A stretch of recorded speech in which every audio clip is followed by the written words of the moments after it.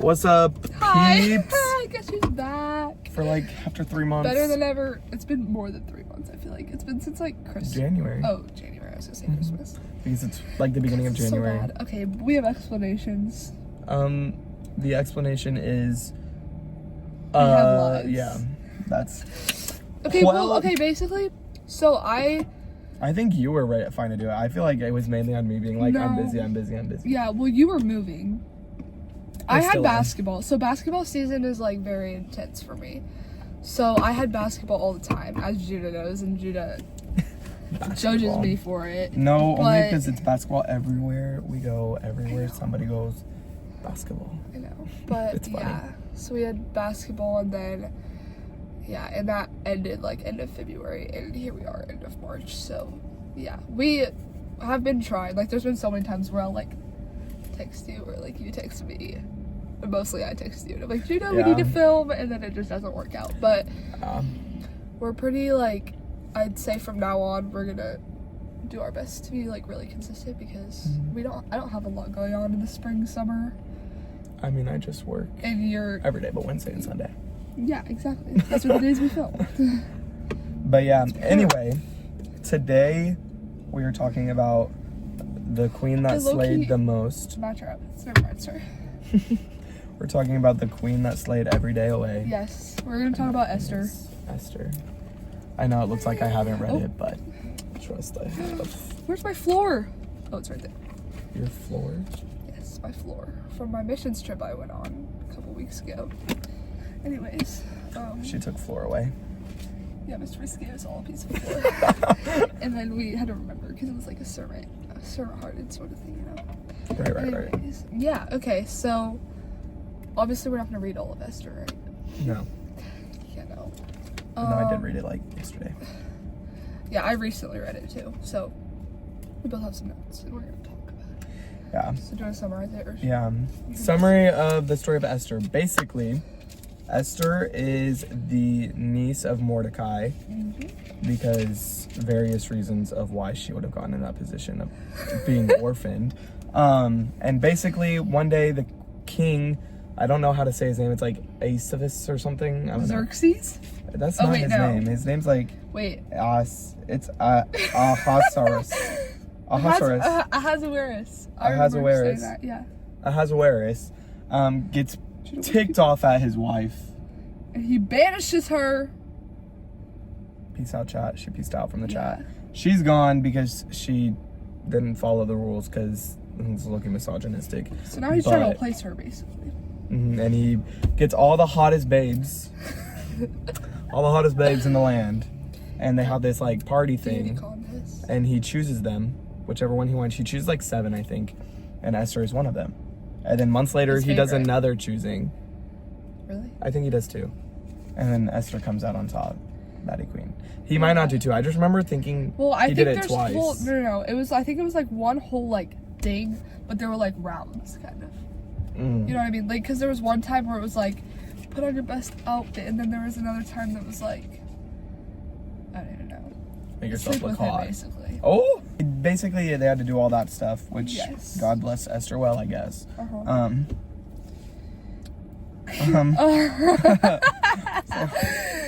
Yeah, so basically, The king chooses her. yes, the There. king chooses her, and long story short, there was a lot of stuff that happened. There's this evil guy named Haman who's planning to kill all the Jews. Also, Esther is a Jew, and Mordecai tells her not. Mordecai is her uncle, right? He tells her not to tell anyone. So she doesn't tell anyone. The king doesn't know she's a Jew. Haman, who's the king's like right-hand man, advisor, Like a head advisor or something. yeah. He's like, yo, king, I'm gonna kill all the Jews. And king's like, okay, here's my ring, sign the law. And Esther's over here like freaking out, and she tells them all to fast and pray. Yeah. Esther didn't know at first. Oh yeah, you're right. Oops, sorry. No, I think that you might be right. No, I I'm could not be wrong. right. I'm You're pretty right. sure. I'm pretty sure Esther didn't know at first. Then Mordecai tells knew. her. So Mordecai found out because Mordecai also works at the castle, right? No, Mordecai finds out because he keeps going to the gate Yes. and stuff and finding things out, but also Haman like really hates Mordecai. Yes. Like yes. so passionately this whole time, and like there's different things that happen, but basically we get to the point Oh, where... we forgot a big part. Sorry. No, you can go. Go ahead. Go ahead. Go ahead. Wasn't Haman planning to kill the king? Was he? Yeah, that's where he was. Wait. I missed that part. Yes. In chapter 2, at the end of chapter 2. So basically, Haman and... Or no, not Haman. 2 of the king's eunuchs, Big Thana and Teresh, they were guards, and they were very angry at King Xerxes and plotted to assassinate him. Mordecai heard about this and was like, Esther told the king this, and she told the king this, and so then the king loved her more, basically. So king loves Esther. Then King Xerxes, that's a different king though. They were planning to kill it. They were planning to kill a different king. No, they weren't. King Xerxes? Became angry at King Xerxes and plotted to assassinate King him. Xerxes isn't the king Esther's married to. Yes, he is. It's the Acephasis. No. We just read the Acephasis. I'm telling you it's not. I promise you it's not.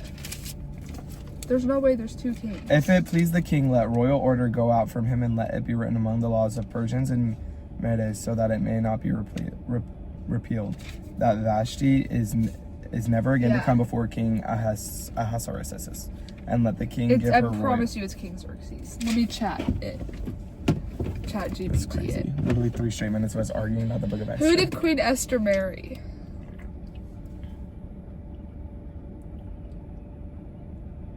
Was I right? Yeah. I was.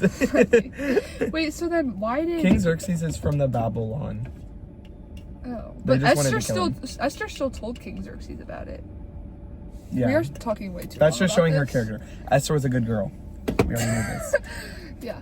So, yeah, you tell the rest and. Basically, Haman hates Mordecai. Mordecai is always hearing stuff from the castle. Somehow he's like there. But then Mordecai tells Esther, he's like, hey, yo, Haman's trying to kill us all. We're all like freaking out over here. And Esther's like, and they devise a plan basically where Esther's gonna go before the king, which is crazy because the only way people get in front of the king is if they walk in there and reaches his scepter out, or if they're invited. So basically nobody goes there unless they're invited, because you don't know if he's gonna reach his gold scepter out, because if he doesn't do that, then you're killed. You're gone. Yeah. Bye-bye. Good night. So basically Mordecai and Esther are like, okay, I'm gonna do that then. And then she's like, if I die, I die. It's like her iconic moment. She's like, if I perish, I perish. Yeah. Basically giving all her trust to God. And then she's like, but I need you guys to pray and fast for, I'm pretty sure it was like 3 days. Yeah. And 3 nights.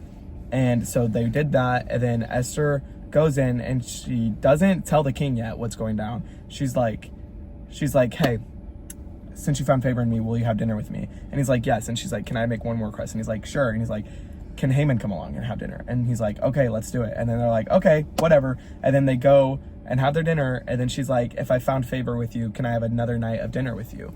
And he's like, sure, why not? And then she's like, can Haman come to that one too? And he's like, yeah, whatever. And Haman's like, oh my gosh, I'm found favor in the sight of the king and the queen now. I'm like, good stuff. I'm good stuff. And basically, stuff happens, details. And then they go back to the next dinner. And then this is where Esther plans for everything to go down. She's like, she basically is having dinner, and then she all of a sudden goes, she does it in this really like baddie way. She goes like, this man. She's like, do you love me? I don't know. I'm kind of making part of this the dialogue, but this is probably how it went down. She's like, hey king, do you love me? I found favor in your eyes, right? And he's probably like, yeah. And then she's like, then why do you want me dead? Like, why am I gonna die? And then he's like, what? This is how I imagined it in my head. So I don't know if these are their exact words. Probably not. But anyway, she's like, why am I gonna? He's like, what do you mean? And she's like, well, this man Haman, he's like trying to kill me and all my people. And he's like, what? And she's like, I'm a Jew, and he's trying to get all the Jews killed. And then he's like, oh my gosh. And then the king basically hates Haman. And then Esther's like, get him out of here. Yeah.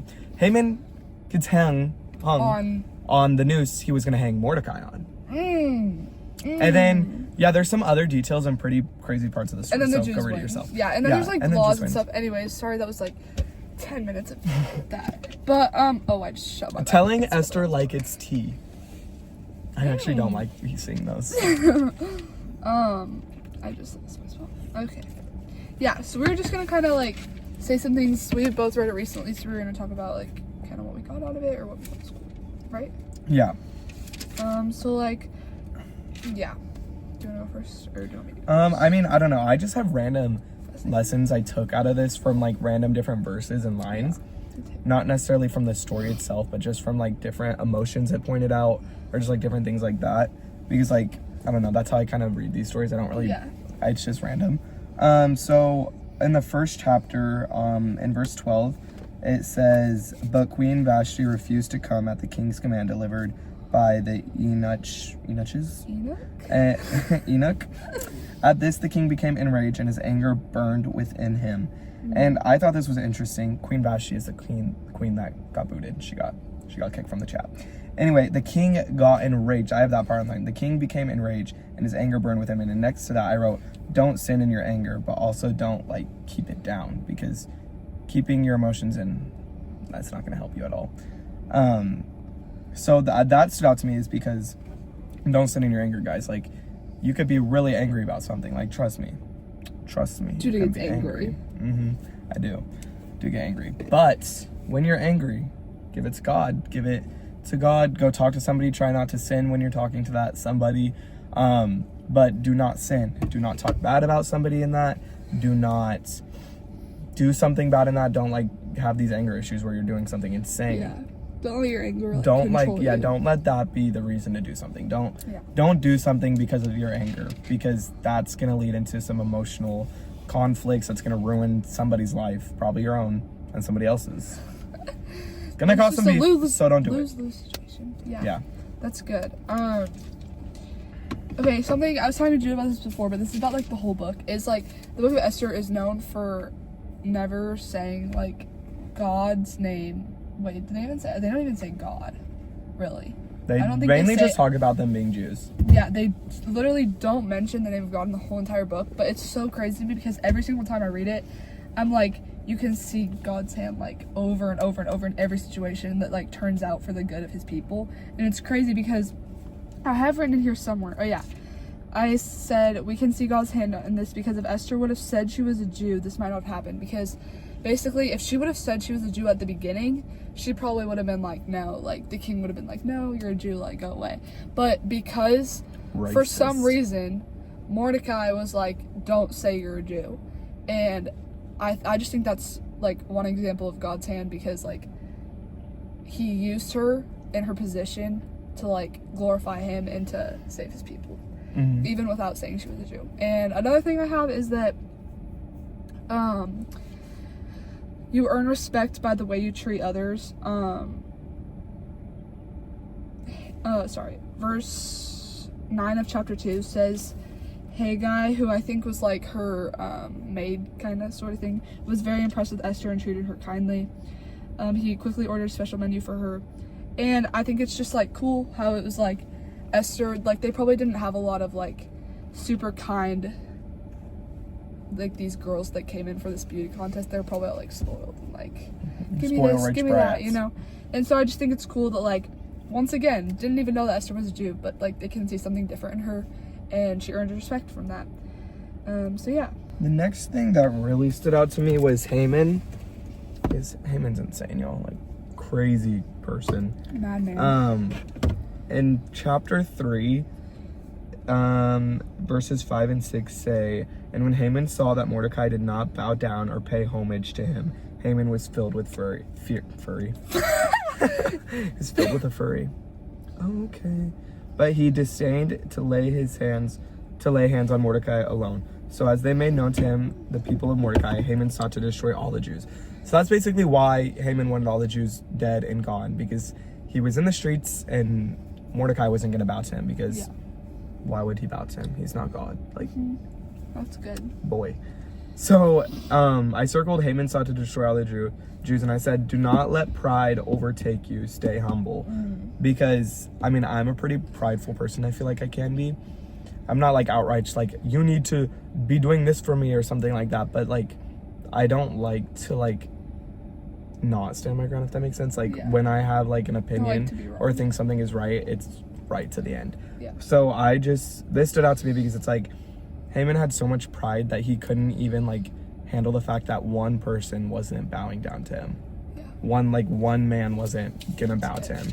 So it's like, I take this and I'm like, okay, so if I'm like talking to someone about something and they have a completely different view on it, I shouldn't be like, this is wrong, this is why, and I should hear them out. I should understand their side, because honestly, the best way to even try to get somebody to believe what you believe or see from your point of view is to understand theirs. Yeah. And to actually take the time to like, okay, I get why you think this way. Yeah. Because That's good. why would they even want to listen to your point of view if you won't listen to theirs?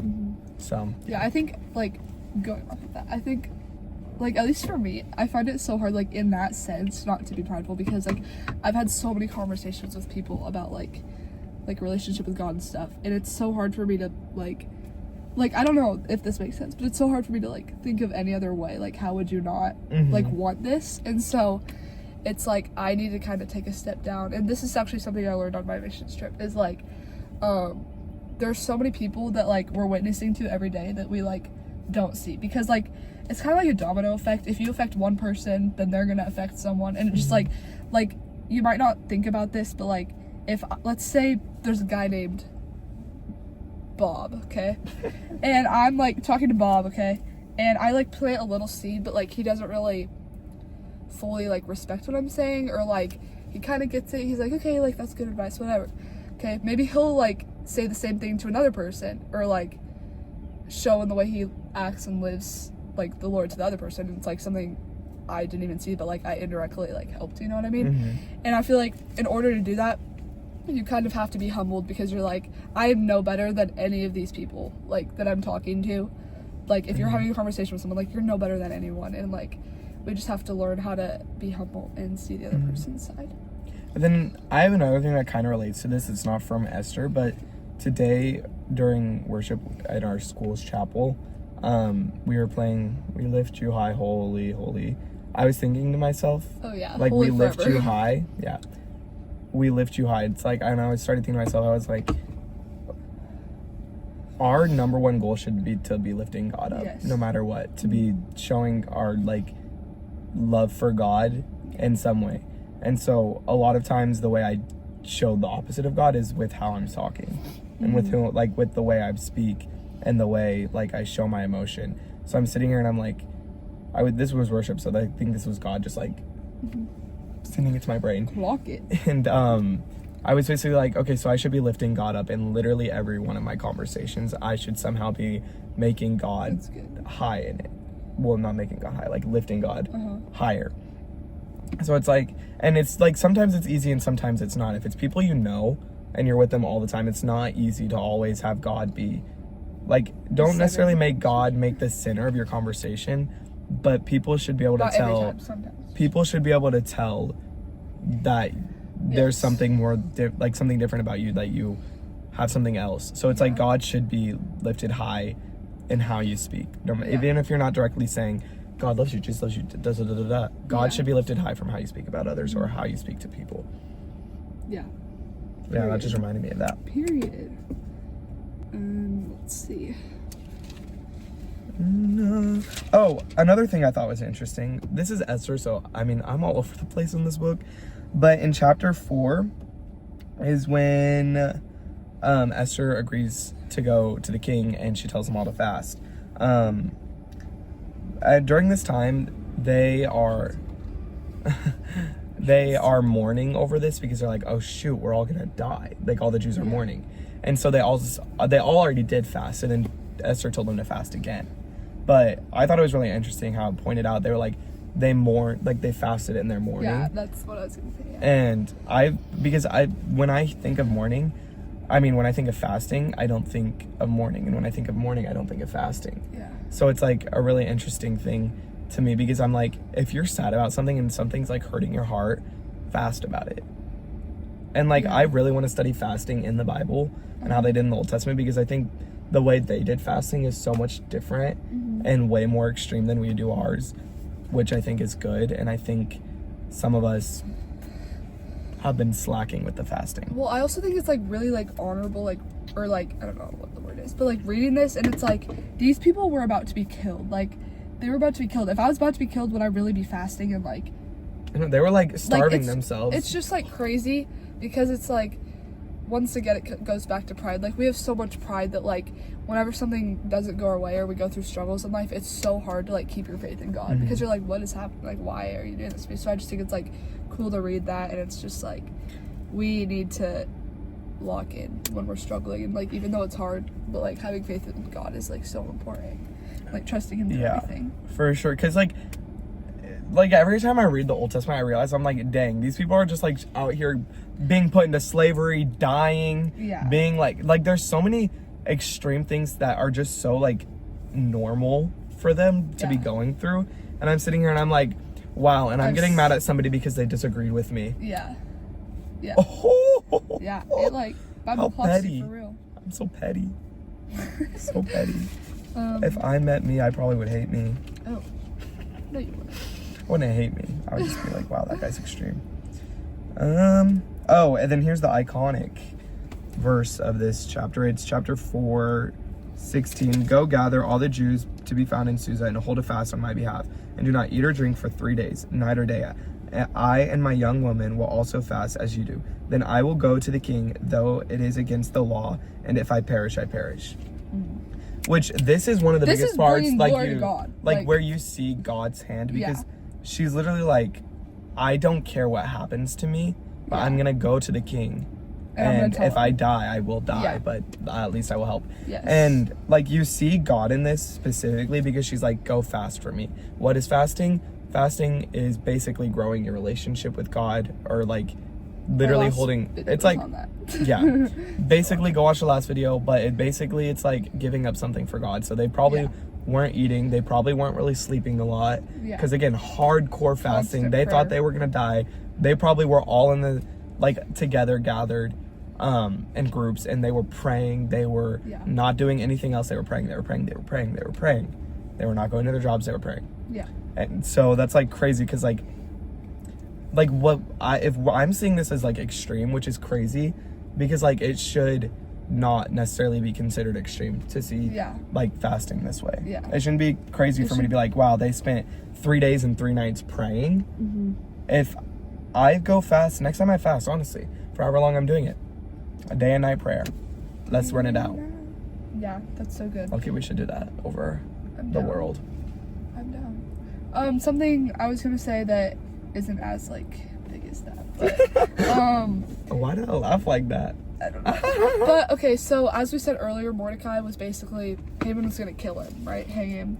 And there were so many times where Haman was like, basically like stabbing Mordecai in the back. Not like literally, but like in so many ways he was like just prideful over Mordecai and like hated him so many times at the story.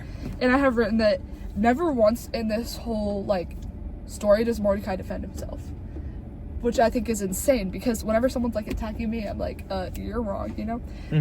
But it's just like crazy because Mordecai never defended himself, but God protected him throughout the whole thing and ended up lifting him up to a much higher place than he was to begin with. Rob literally took Haman's spot. Yeah, he took Haman's spot, and probably, I mean, the king liked him better. And it's just like crazy because it's like it would be scary if like the vice president was like, I'm gonna kill you tomorrow. Like, what would you do? You would go try to defend yourself and get out of it, right? Mordecai didn't do anything. He just trusted God through it all, and God delivered him from that. And I just think it's, once again, one of those things that's like, we need to, sorry, I just lost my train of thought. We need to trust in God through it all, and a lot of times, like, we don't need to defend ourselves because, like, we have the ultimate defender. And so, yeah, that was... Yeah. I mean, and then the rest of the book and, like, the stuff that happens is everything that's going down. Like, Esther goes to the king. And, like, what's crazy to me about that part specifically is she doesn't straight out tell him. Yeah, and, like, I still don't fully understand that. That has to be God to me. Like, that had to be, like, something... God's timing. Like, God, like, had her not say that or something like that. Because, like, if my people were about to die... Like, if I, like, technically she was about to die. If they went through with that, Esther would have had to have been killed. Right. So, like, I would be going in there and urgently saying, if I saw that scepter, I would have been like, oh my Lord, you're about to kill us all. You're about to kill me. I'm about to be out of here. But she literally said, if I found favor in your eyes, can I have dinner with you? And your supervisor, Which is Haman. crazy, because it's like, at that point, I want to, like, get it done, you know? Yeah. Like, So not only did she have them fast for 3 days to go meet with him, then she waited even longer to have dinner. And then at that dinner, she again waited yeah, that's insane. and had dinner with him Holy again. patience. Goodness. Be patient. Yeah, It could save your life. for real. Literally. And then basically, Haman's plan backfires. And then the God Lord, always wins. Lord That's Loki, my very last note. Loki is genuinely did stuff. God won and he always will. And I just think the story of Esther, if you haven't read it, go read it. It's so good and it's short. Me and my friend read it in like a span of 2 hours. So it's not that bad. And we also like low-key stopped every single verse and talked about it. So you could probably get it done in like 30 minutes. I would say 45 minutes. But yeah. It's crazy. Spent a lot of time talking about that, but yeah, unless you have anything else. Oh, I actually do have something that I thought also was really interesting. In chapter 9, 27, verse 27 and 28, they're kind of long, but I'm going to read them. It says, the Jews firmly obligated themselves and their and their offspring, all who joined them, that without fail they would keep these 2 days according to what was written and at the time appointed every year, that these days should be remembered and kept throughout every generation in every clean province and city, and that these days of Purim should never fall into disuse among the Jews, nor should the commemoration of these days cease among their descendants. I thought this was really interesting because, like, we pray to God all the time, constantly. We're always, like, asking him to have his hand in places, do certain things. We're always thinking. Sorry, that's funny. Somebody's got a dirty mind, pray for that. No, I know, it was just funny. But anyway, we're always doing these things, and then God follows through with so many of them. And we don't really, like, I mean, I don't do this. I'm assuming a lot of people don't do this. We don't really take the time to, like, we'll be like, okay, God, thank you for this. Thank you so much for providing. Thank you so much for blessing. Thank you so much for doing this and this and this. But we don't take the time to, like, remember that. And I thought it was really interesting. Yeah, like this so is good. pretty significant in their time. But it's like they literally made, like, a 2-day holiday out of this. And they were like, for generations, we are going to remember this is the day. Like, I think this is how God moved in our lives. Yeah. Basically. Like he saved us. it's like we will not forget this. We won't let this become something that fades away. It's kind of like Passover, but this for the Jews. They're like, I wonder if they still celebrate it. This? Yeah. I'm sure. Yeah, I'm sure. I wonder. I'm gonna have to research that. Yeah. But it's crazy to me. So it's like, it reminded me, like, every time I ask God for something or every time something's on my heart and I'm just talking with God about it and he does something really great out of it, I'm just going to try to, like, mark it in a calendar and just, like, have a calendar where I'm like, God did this for me this day. And then, or like, I don't know. It's just, like, so I can remember it. And then, like, a year later, I can look back on it and I'm like, oh my gosh. you could also make a notes app. Like, what I do with my prayers is I, like, the specific things I pray for, I put in a notes app with, like, you know how you can do, like, the check boxes. Whenever God answers it, I, like, check the box. But, like, I'll go back sometimes and I, like, read all of them and I'm like, God answered this. Like, thank you for answering this. Like, no matter how long ago it was. So wow, that's smart. Low-key, I might start doing that. You don't have to do that, but I mean, it's just it's biblical so to do something like that. It's on your phone that you have, like, every, I think I actually want to get a calendar and do that. Like, have a calendar every year. like, specifically for that. Yeah, then you can go back and start looking, like, whenever you're feeling discouraged or, like, distant from God, you can literally look back on things that God has given you. That's so good. That maybe not be significant to you at the time, but when you read it, you're like, wow, this thing was so little to me right now, but so back then it was so big to me and God provided it. Or God did whatever. Yeah. That's crazy, talking about that out loud. Yeah. Because I don't think I've ever, like, heard anyone really specify that. Yeah. In this. Yeah. Wow. Cool. Clocked. Okay, yeah. We should rename this Clocked by God. Period. Okay. So, yeah. Anyway, peace out. Jude and I are late for church. Don't follow our example.